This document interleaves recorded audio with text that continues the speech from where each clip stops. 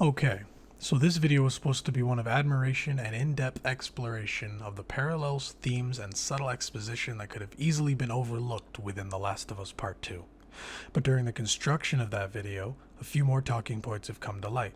Whether it be rage-filled DMs received on my PSN inbox in response to my first video, which were very fun to read, by the way, or real-life friends who had their own questions and points that I either hadn't thought of or simply had the time to address in my first rant. So now, here we are. And while my story exploration video is still in the works and will be released soon, it is only fitting that I make an addition to the informed rant and continue to break apart some of these more common talking points. Warning. Spoilers ahead. This video and discussion will include major plot points and the ending. Proceed at your own risk. So the first talking point, one that many of the messages I received had as one of their main issues, and one that I left out of my last rant due to time constraints, is there is no way that of all the people in and around Jackson, it is Tommy and Joel that came to Abby's rescue. The odds would be astronomically against that happening. This will be a two-part breakdown for both clarity and introduction of information. First off, let's look at the outer circle of this scenario, starting with Jackson. It is easy to understand that given the world of The Last of Us and the nature of the cordyceps brain infection that has eradicated the population, that Jackson is one of the few settlements throughout the country of that size and scale. It is also confirmed even farther, given the sheer amount of vacant area, whether town, city, school, campus, or other, that has traveled throughout the first game, and then the second, that the existence of full-blown communities in fact are rare. They do exist. The introduction of the wolves, scars, rattlers, and eventual revival of the fireflies shows that large communities can survive, but they are very clearly far and few between. Given that information, it is easy to be aware that Jackson is the only real settlement in its area for many miles in any direction. So the group of wolves, led by Abby, following a lead that brought them to the outskirts of the city Joel and Ellie actually live in, is a very realistic possibility. It wasn't their first try. It is explained that it took them 5 years to get a lead that actually panned out, and the many leads before it had all led them nowhere. It would be very hard not to notice the biggest and brightest city in the Jackson area, and since it's more than likely the only indication of living people anywhere close, it would be a good bet to check there first. Keep in mind, the lead Abby had received was not of Joel's location, it was about Tommy. I found Joel's brother. He's at a settlement out in Wyoming. How do you know that? The fireflies who served with him got picked up at the wall. I thought he quit like a decade ago. Yeah. So, have these guys heard from him since? It's a lead. I gotta see it through. Okay, but you know that even if he is there, and you do find him, he might not know where Joel is, right? See, the lead that brought them to Jackson was originally to find Tommy, whom she knows is Joel's brother, which anyone would come to believe that in a world such as The Last of Us, people are more often than not going to stick with their families, or at the very least have contact with them from time to time. It is also not a stretch to believe that if by chance they do find Tommy, their lead will continue with a more definitive answer as to where Joel is. It is also not who Abby and Owen are referring about getting to at the start of the game as they discuss their plans while standing on the Jackson Overlook and witnessing the sprawling city below. Holy shit. It's a fucking city. Have you told anyone else? Wanted you to see it first. Saw an armed patrol go from town to an outpost over there. They have electricity, guns. It's a lot of people. We can figure it out. Okay. Assuming he's in there, how do we get to him?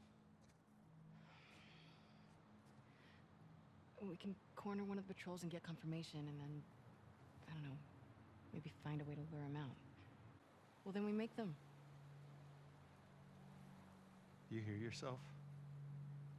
By hearing her say, "How do we get to him?" most would assume that Abby means Joel, but it actually isn't. The moment during the Christmas flashbacks clearly reveals that it is Tommy who they are trying to get to.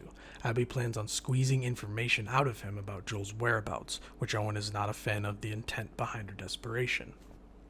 There is nothing thus far that indicates there is any plot pushing or forced encounters that lead Abby in the right direction and have her stumble upon the correct location of her mark.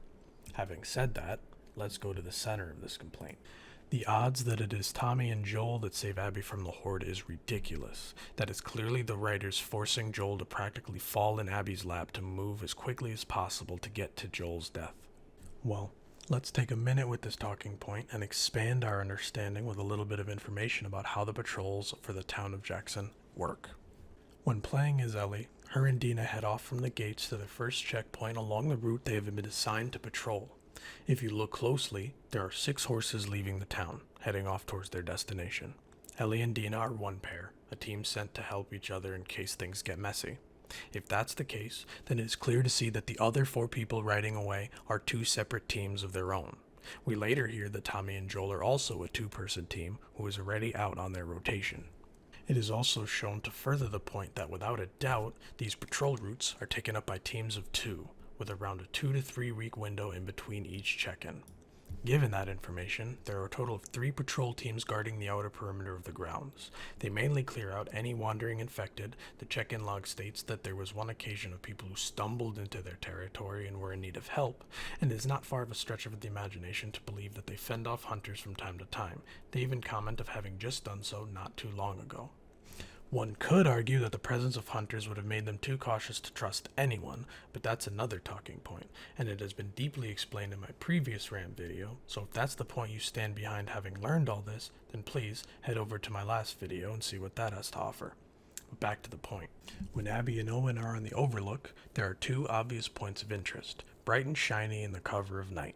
To the left is the main town of Jackson, and to the right is the ski lodge. Now, we hear them discuss the difficulties with infiltrating a town and the resistance they would find with an unknown number of people on the inside. And then we hear Owen explain how he saw an armed patrol go from the town to the ski lodge outpost. I don't know about you, but if my options were to head towards the town full of people or attempt to find a small patrol at the ski lodge, which is actually closer to me than the town itself, I don't think it's possible to pick anything other than the patrol. As Abby found the horse tracks, it told her there were only 2 people on this patrol. And as she told Owen, her intent is to ambush this patrol and then use them as leverage to get to Tommy. But that doesn't explain how ridiculous it is that it is Tommy and Joel that come to her rescue, you might say. Is it though? As we've discussed, there are 3 teams of 2 out on patrol, and it is obvious that not everyone goes out on these patrols. Having discussed Joel's character before, we must all be in agreement that Joel would not simply be one of the people who stay within the walls of the town. Due to his experience on the outside and just Joel being Joel, he would obviously be one of the few that patrols the outside of the grounds. Now, considering there are 3 teams already out on patrol, and then 3 more teams that Ellie rode out with heading to replace them, that means there is a 1 in 6 chance that it is Joel and Tommy's patrol that you would cross paths with. Still convinced that it's an impossible thing? Well, let me ask you a question then. How many times have you called a loved one and they say, I was just thinking of you, or I was just about to text you, or something of that nature? How many times were you out in the world and you ran into someone you didn't expect to see? Is that also an impossible thing, or is that just life? Not everything that happens is foreshadowed, or predicted, or set in stone. Some things just happen, and unfortunately, this time, it happened to Joel. And, well, in the interest of keeping this video shorter than my last, I'm going to have to end the rant here. There is much more that could be said regarding the talking points presented here, but I don't feel there is a need to go into any deeper detail. There will be one more rant type video coming out, one where I'll pick apart the talking points and complaints regarding the ending, and then following that will be my in-depth video of admiration and exploration for the expertly crafted story with incredibly interwoven details that is this game. So be sure to like and subscribe if you're interested in that. Anyway, as always, thank you for watching, and I will catch you all in the next video.